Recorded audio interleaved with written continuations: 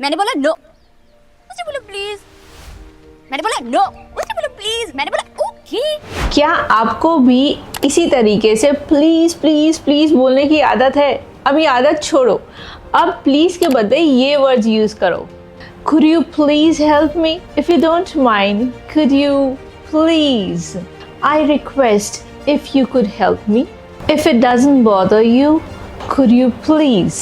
अब आप कमेंट में बताओ इनमें से आपको कौन सा अच्छा लगा और नेक्स्ट टाइम आप कौन सा यूज करोगे।